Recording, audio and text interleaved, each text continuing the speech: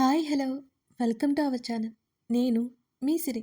ఈరోజు మనం చెప్పుకోబోయే కథ మిసెస్ అగస్త్య. కథలోకి వెళ్ళే ముందు లైక్ చేసి అలాగే మన వీడియోని హైప్ చేయడం మర్చిపోకండి ఫ్రెండ్స్. ఇక కథలోకి రండి. అప్పటికే కూతురి అరుపులు గేటు వరకు పాకాయి. తన కూతురు ఎందుకు ఏడుస్తుందో అర్థం కాక పరుగున వచ్చాడు అగస్త్య.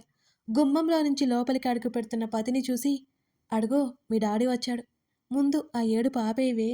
కూతురు చెవిలో గొనిగింది. తండ్రి వచ్చాడు అన్న వార్త తెలియగానే ఆ చిట్టిది గుమ్మం వైపు చూసింది. తండ్రి కనిపించగానే పరుగున వెళ్ళింది.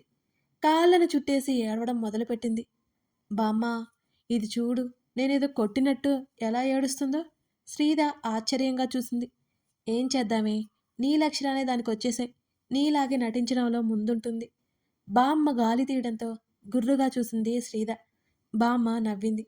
కూతుర్ని ఎత్తుకున్నాడు. ఏమైంది నా చిట్టి ప్రిన్సెస్కి? కళ్ళు తుడుస్తూ ఏడుపు చూడలేకపోయాడతను. మమ్మ కొట్టి అంటూ తన చేతి మీద కొట్టుకుంటూ తండ్రికి కంప్లైంట్ ఇచ్చింది ఆ బుడ్డ అవంతి. ఏంటి, మమ్మీ కొట్టిందా? శ్రీద వైపు సీరియస్గా చూశాడు అగస్త్య. ఓయ్, నువ్వెందుకు నన్నలా చూస్తున్నావు? నేను దాన్ని కొట్టలేదు. ఒకవేళ కొట్టాను అనుకో, కొట్టకూడదా ఏంటి? శ్రీద ఉరిమి ఉరిమి చూసింది. కొట్టకూడదు అంటూనే కూతుర్ని ఎత్తుకుని సోఫాలో కూర్చున్నాడు. ఎందుకు కొట్టకూడదు? దాన్ని కన్నది నేనే కాబట్టి కొట్టే హక్కు నాకుంది. మూతి తిప్పుతూ చెప్పింది శ్రీద. ఏడ్చావులే, చిన్నపిల్లల మీదేంటి నీ పంతం అంటూ కూతుర్ని ఒడిలో కూర్చోబెట్టుకుని మరోసారి శుతిమెత్తగా కళ్ళు తుడిచాడు అగస్త్య. అంటే ఇప్పుడు నేను కొట్టాను, నువ్వు నమ్ముతున్నావా అని నడుం మీద రెండు చేతులు పెట్టుకుని కోపంగా చూసింది శ్రీద. నా అవి చెప్తే ఏదైనా నమ్మేస్తాను అంటున్న అతని వైపు నోరు తెరుచుకుని మరీ చూసింది. అంతలోనే ఉక్రోషంగా చకచకా అక్కడి నుంచి వెళ్ళిపోయింది శ్రీద. నిజంగానే మమ్మ నిన్ను కొట్టిందా? కూతురి గడ్డం పట్టుకుని అడిగాడు అగస్త్య. అవునన్నట్టు నిలువుగా తల ఊపింది అవంతి. వెళ్ళనివ్వలేదు అనే కోపంతో తల్లి మీద చెప్పేసింది మరి. అయితే నేను మమ్మీని కొట్టేస్తాను అగస్త్య సీరియస్గా చెప్పగానే, నో నో నో, మమ్మాకి ఆయి అంటూ భయంగా కళ్ళు పెద్దవి చేసి చూసింది. మరి మమ్మ నిన్ను కొట్టింది కదా, నేను కొట్టాలి కదా అని అడిగాడు అతను.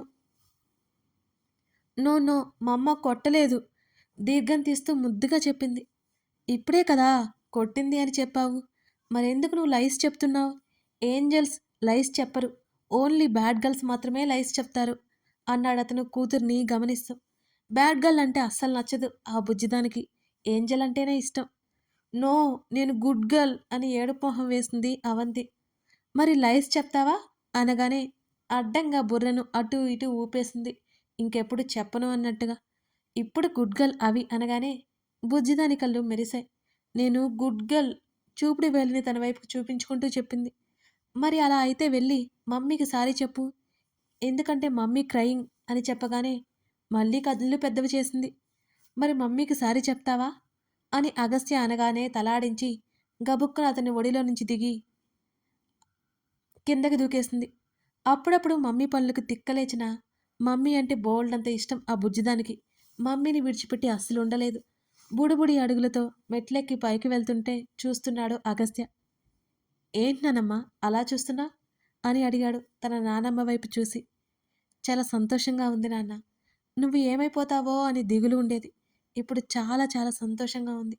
బామ్మ కళ్ళల్లో నీళ్లు పెట్టేసుకుంది.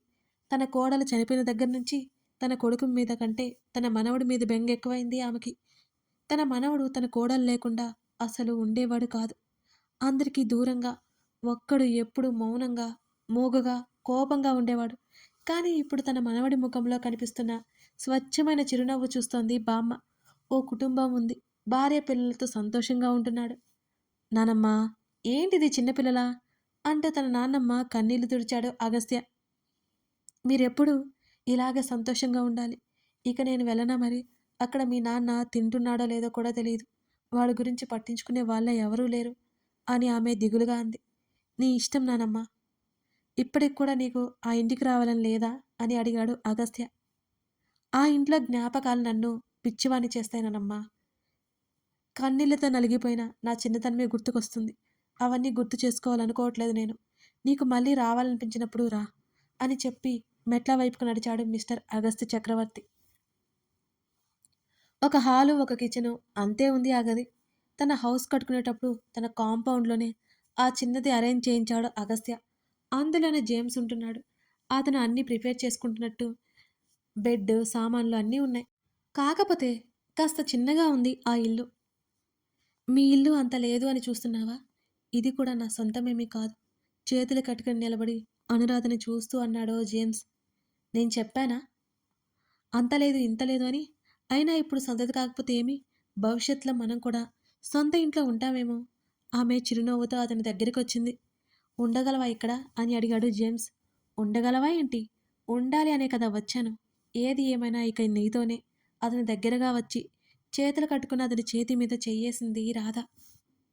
అంటే? అని అడిగాడు. అంటే అంతే మరి అంటూ నవ్వేసింది. ష్యూరా? ఏమైంది మీకు? ఎందుకిలా మాట్లాడుతున్నారు? మా ఇల్లు పెద్దదే కావచ్చు. మా నాన్న అన్నీ సమకూర్చారు. అంత మాత్రాన మీతో ఉండలేను అని కాదు. మీకోసం అన్నీ వదిలేసి వచ్చానంటే అంటే అన్నిటికంటే, అందరికంటే మీరు ఎక్కువనే కదా! ఆమె చెప్తుండగానే ఆమె చుట్టూ చేయేసి దగ్గరికి లాక్కున్నాడు జేమ్స్. ఆమె ముఖానికి నెమ్మదిగా ముద్దులు కురిపించసాగాడు. మేడం రమ్మన్నారు. ఆమె కళ్ళు మూసుకుని చెప్పింది. "హ్మ్." ఆమె పెదవుల వైపు చూపు మళ్లించగానే ఆమె కళ్ళు దించుకుంది. "ఉండగలవు కదా నాతో?" అతను మరోసారి అడిగాడు. అతను ఇంకా సందేహపడ్డం చూసి చిరుకోపంగా చూసింది అనురాధ. ఎన్నిసార్లు చెప్పాలి మీకు? ఆమె చెప్తుండగానే ఆమె పెదవులను సమీపిస్తుండగా డోరు కొట్టిన శబ్దంతో ఉలిక్కిపడింది రాధ. ఎవరో వచ్చారు చూడండి అని కంగారుగా చెప్పింది ఆమె. "ఉమ్." ఆమెను వదిలి అతను బయటికెళ్ళిపోయాడు. కాసేపటికి క్యారియర్ పట్టుకొచ్చాడు జేమ్స్. ఎవరు తెచ్చారు? అని అడిగింది రాధ. వంట ఆవిడ ఇంటికి వెళ్ళిపోతూ తెచ్చినట్టుంది అంటూ అది పక్కన పెట్టేశాడు. అవును, నీకు బట్టలు లేవుగా? అడగ్గా లేవన్నట్టు తలాడించింది. ఇవాల్టికి నావి వేసుకో, రేపొద్దున వెళ్ళి తెస్తాను అన్నాడు. ఆమె తలాడించింది. అగస్త్య గదిలోకి వెళ్ళేసరికి అవంతి తల్లిని బుజ్జగిస్తుంటే శ్రీధ ఇంకా అలిగి కూర్చుంది చిన్నపిల్లల. శ్రీధ ఒళ్ళోకెక్కి తల్లి ముఖాన్ని పట్టుకుని చాలింబమ్మ అంటూ రెండు చెంపలు పట్టుకుని బుద్ధిగా చెప్తుంటే శ్రీధకి తెగ నవ్వొస్తుంటే బలవంతంగా ఆ నవ్వు ఆపుకుంది. అయినా మీ డాడీతో అబద్ధం చెప్పావు కదా, నేను నీతో మాట్లాడను. మీ డాడీ దగ్గరికి వెళ్ళి నా దగ్గరికి రావద్దు అని సీరియస్‌గా చెప్పింది. అలా తన్ని వద్దు అనేసరికి ఏడుపు రాగం అందుకుంది అవంతి. చాలీ అని మళ్ళీ చెప్పింది. కూతురు ఏడుస్తుంటే ఊరుకోలేక గబుక్కున దగ్గరికి లాక్కుని హత్తుకుంది శ్రీధ. అవంతి ముఖంలో నవ్వొచ్చింది. కిస్సివ్వు మమ్మీకి అని అడగ్గానే తల్లి ముఖం నిండా ముద్దులు పెట్టింది అవంతి. బంగారు తల్లి అంటూ కూతురికి కూడా ముద్దు పెట్టుకుని హత్తుకుంది మరోసారి శ్రీధ. తలుపు చప్పుడు కావడంతో తల్లి కూతుర్లిద్దరూ తలతిప్పి చూశారు. తన కూతురు తన దగ్గరికి సారీ చెప్పడానికి వచ్చిందంటే అగస్త్య మాటలే కారణమని శ్రీధకి తెలుసు. గబుక్కున తల్లి ఒడిలో నుంచి దిగి తండ్రి దగ్గరికి వెళ్ళి కాళ్ళను చుట్టేసింది. తన కోటు పక్కన పడేసి కూతుర్ని ఎత్తుకున్నాడు అగస్త్య. నేను గుడ్ గర్ల్ అని తండ్రితో గర్వంగా చెప్పింది అవంతి. అవును, అవి గుడ్ గర్ల్ అంటూ నవ్వగానే అవంతి పిచ్చి సంతోషంతో చప్పట్లు కొడుతూ నవ్వేసింది. బామా, గుడ్ గర్ల్ చెప్పలే డాడా. అప్పుడే గుర్తుకొచ్చినట్లు చిన్న చిన్న కళ్ళను వెడల్పుగా చేసి తండ్రితో చెప్పింది అవంతి.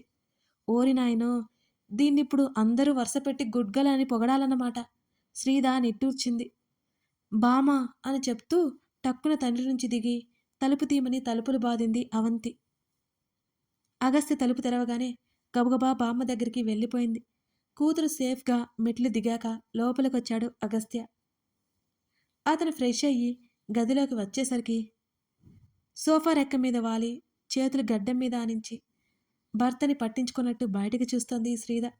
ఆమె వీపు మీద గిల్లి ముందుకు వంగి ఆమె చెంప మీద ముద్దు పెట్టుకుని లేచి వెళ్ళిపోతుంటే ఓయ్ అంటూ అరిచింది. ఏంటి అన్నాడు. చెట్టంత మనిషిని నీ ముందుంటే లెక్కలేదు. నీకు పట్టించుకోకుండా వెళ్ళిపోతావా? ఇలా వచ్చి కూర్చోబోయ్ అని బాసిం పట్టలు వేసుకుని సోఫా మీద కూర్చుంది శ్రీధ. జేమ్స్ ఏదో మాట్లాడాలి అన్నాడు అని చెప్పాడు అగస్త్య. వాళ్ళిప్పుడు చాలా బిజీగా ఉన్నారు. నువ్వు రావయ్యా అంటూ ఆమె పిలవగానే అతను కూర్చున్నాడు.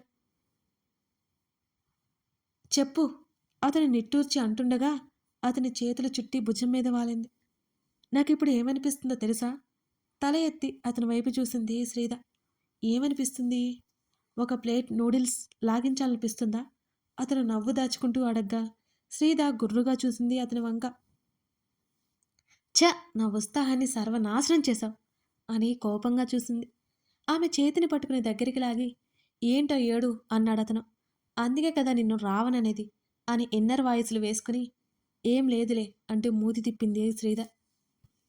సరే ఏం లేదా అయితే అంటూ అతను వెళ్ళిపోవడానికి అన్నట్టుగా పైకి లేస్తుంటే గబుక్కున అతని చేతిని పట్టుకొని దుర్మార్గుడా అని కచ్చిగా పళ్ళు నూరుకుంది. అతను నవ్వాపుకున్నాడు కష్టంగా. నువ్వు వెళ్ళి జేమ్స్‌తో మాట్లాడడానికి ఏం లేదు. అతనికి పెళ్లి జరిగింది. ఆ అమ్మాయి కూడా ఇక్కడే ఉంది. పేరు అనురాధ. చూడ్డానికి బావుంటుంది. నాలా కాదు, నోట్లో నాలుక లేదు. మన పక్కన ఉన్న హౌస్‌లో రెంట్‌కి వెళ్ళాలి అనుకుంటున్నాడు. అదే నీతో మాట్లాడాలి అంటున్నాడు. నేను చెప్తే ఒకటి, నువ్వు చెప్తే ఒకటా అని నేనే గ్రీన్ సిగ్నల్ ఇచ్చేసా జేమ్స్‌కి. జేమ్స్ పెళ్లి గురించి టూకీగా కాదు, టకటకా చెప్పి అతని వైపు చూసి కళ్ళెగరేసింది శ్రీధ. అదేమంత పెద్ద విషయం కానట్టు అతను ఆశ్చర్యపోలేదు. ఓయ్! నువ్వు షాక్ అవ్వలేదా? అని అడిగింది ఆశ్చర్యంగా. పెళ్లి అనేది ఎవరికైనా కామన్ అండ్ పర్సనల్. దాని గురించి ఎందుకు షాక్ అవ్వాలి? అని అంటూ కాళ్ళు జాపి ఆమె ఒడిలో తల పెట్టుకొని పడుకున్నాడు అగస్త్య. ముందుకు వంగి అతని తల మీద ముద్దు పెట్టుకుంది శ్రీధ. అతని చేతివేళ్లతో ఆడుకుంటోంది. ఆమె చెయ్యి అతని చేతిలో చాలా చిన్నగా కనబడుతోంది. చిన్నగా నవ్వుకుంది శ్రీధ. నాకు 100 సంవత్సరాలు ఆయుష్ ఉందంటే నీకు సగం, అవికి సగం ఇచ్చేస్తా. సడన్‌గా మాట్లాడిన ఆమె వైపు విచిత్రంగా చూశాడు. ఏయ్! మెంటల్‌దానా! ఏం వాగుతున్నావు? అతను విసుగ్గా చూశాడు. ఆమె నవ్వి అతని చెంపల మీద చేతులు పోనిచ్చి ముందుకు వంగి అతని కళ్ళలోకి చూసింది శ్రీధ. ఏమో నాకలాగే అనిపిస్తుంది అంటున్నా ఆమె తల వెనక చెయ్యేసి దగ్గరికి లాక్కొని ఆమె పెదవులు అందుకున్నాడు. మామూలుగా మొదలైన ఆ ముద్దు గాఢంగా మారిపోయి ఊపిరాడలేదు శ్రీధకి. ఆమె పెదవికి గాడి పడిపోయింది. అయినా వదల్లేదు అతను. బలవంతంగా విడిపించుకుంది శ్రీధ. యూ చూడు, నా అందమైన లిప్స్‌కి మచ్చ పెట్టావు అని కోపంగా అరిచింది. మండిందా? నీ మాటలు కూడా నాకు అలాగే మండింది. ఇంకోసారి పిచ్చివాగుడు వాగావు అంటే పళ్ళు రాలగొట్టి చేతిలో పెడతా అంటూ సీరియస్‌గా వార్నింగ్ ఇచ్చాడు అగస్త్య. శ్రీధ మూతి పెదవి చూసుకుంది. అవును. ఆశ్రమానికి ఎవరో మనుషులు కావాలన్నావు. వచ్చారా? అని అడగ్గా వచ్చారు అన్నట్టు తలాడించాడు అగస్త్య. సారీ, ఇంకోసారి అలా అనను బ్రతిమాలడంతో కర్ణించాడతను. ప్రతి విషయాన్ని పట్టుకుంటాడు ఈ రాక్షసుడు. బయటికి తిట్టలేక లోలోపలే తిట్టుకుంది శ్రీధ. బయటికంటే పాతేస్తాడని తెలుసు కదా పాపకి. మరోవైపు రామ్, కళ జీవితాల్లో కొత్త అధ్యాయం మొదలైనట్టుంది. కళ అందం చూడగానే పడిపోయినా ఆమె మీద ప్రేమ కలగడానికి మాత్రం రామ్‌కి చాలా రోజులు పట్టింది. అతనిలో ఆమె మీద ఇష్టం చూస్తుంటే కళకి అతనంటే ఇంకా పిచ్చి ప్రేమ పెరిగిపోయింది. ఎలాగైనా రామ్ లేకుండా కళ బ్రతకలేదు. ఆమె లేకుండా అతను కూడా బ్రతకలేడన్న స్థాయికి రామ్ ఇప్పుడొచ్చేశాడు. అది అతనికే తెలియట్లేదు. తన కోరికతో దగ్గరికి తీసుకునే రామ్ ఇప్పుడు ప్రేమతో దగ్గరికి తీసుకుంటుంటే చెప్పలేనంత సంతోషంగా ఉంది శ్రీకళకి. పిల్స్ తీసుకున్నావా? ఆమెను కౌగిలించుకుంటూ అడిగాడు రామ్. అప్పటి వరకు సరదాగా నవ్వుతూ మాట్లాడుతున్న కళ బర్త్ కంట్రోల్ పిల్స్ టాపిక్ రాగానే ఆమె ముఖం వాడిపోయింది. ఆమె కళ్ళల్లో నీళ్లు రూపంలో వేదన బయటపడింది. నాతో పిల్లల్ని కలడం నీకిష్టం లేదా బావా? ఆమె కళ్ళు తుడుచుకుంటూ వణుకుతూ అతని వైపు చూసింది. ఆ మాటలకు రామ్ చెక్కుతుడైనట్టు చూశాడు శ్రీకళ వంక. కథ కొనసాగుతోంది. అదన్నమాట సంగతి. జేమ్స్, అనురాధ పెళ్లి అయిపోయింది కదా! మరి శ్రీకళ మాటలకి రామ్ ఎలా రియాక్ట్ అవ్వబోతున్నాడు? రామ్ మనసులో ఏముంది? ఇప్పుడు ఏం చెప్పబోతున్నాడు? వాళ్ళ జీవితం ముందు ముందు ఎలా అవ్వబోతుంది? తెలుసుకోవాలి అంటే ఈ కథను మీరు అస్సలు మిస్ అవ్వకండి. అలాగే కథ నచ్చితే లైక్ చేసి కామెంట్ చేయండి ఫ్రెండ్స్. మీరు చూసిన వాళ్ళంతా తప్పకుండా లైక్ చేస్తే మన స్టోరీ ఇంకా ముందు ముందు అందరికీ రీచ్ అవుతుంది ఫ్రెండ్స్. అలా వీడియో అవ్వగానే లైక్ చేసి కామెంట్ చేయండి చెప్తా. మర్చిపోకండోయ్. Thank you for watching this video.